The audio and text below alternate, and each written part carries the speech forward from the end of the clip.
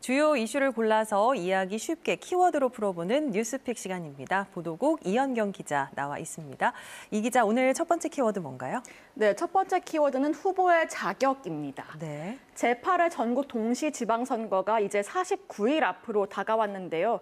선관위에 등록한 전국 17개 시도지사와 구청장, 군수, 광역의원 예비후보 2,470명을 살펴봤더니 10명 중 4명이 전과자였습니다. 정당별로 보면요. 전과 기록이 있는 예비후보 55%는 국민의힘 소속이었고 더불어민주당 36%, 무소속 5%였습니다.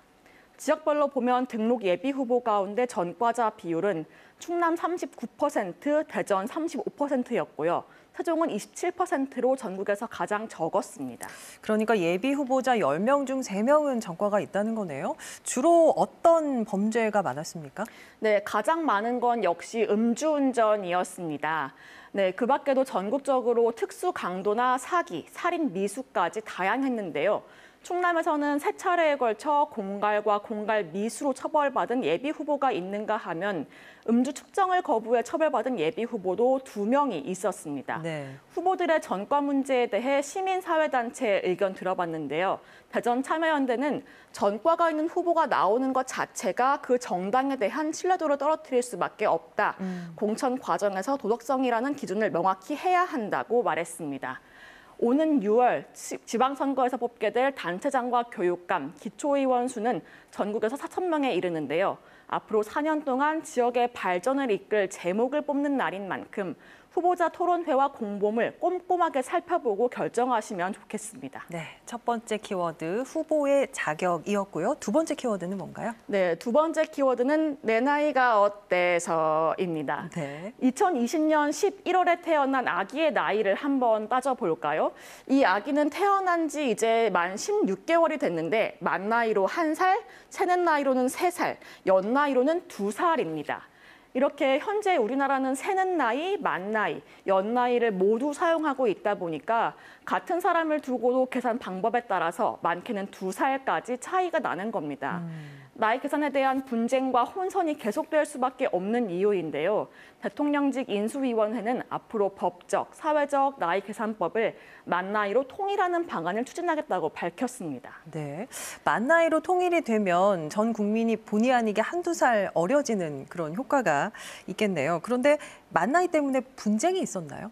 네, 그렇습니다. 임금 피크제를 두고 나이를 둘러싼 법적 분쟁이 있었습니다.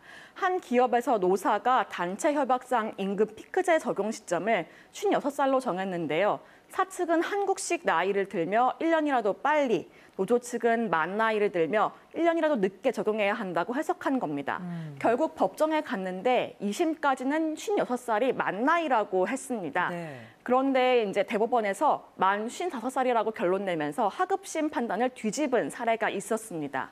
이 외에도 코로나 국면에서는 이제 아스트라제네카 백신을 30세 미만에는 권장하지 않는다는 규정을 두고 혼선이 일기도 했습니다. 그런 일이 있었군요. 그런데 이 나이가 일종의 관습이어서 만 나이로 통일을 했을 때 오히려 혼란을 느끼시는 분들도 있을 것 같아요. 네, 그래서 실제로 시민들이 어떻게 생각하는지 거리로 나가서 직접 들어봤습니다. 한번 보실까요? 네. 만 나이로 하는 것이 옳다고 생각합니다.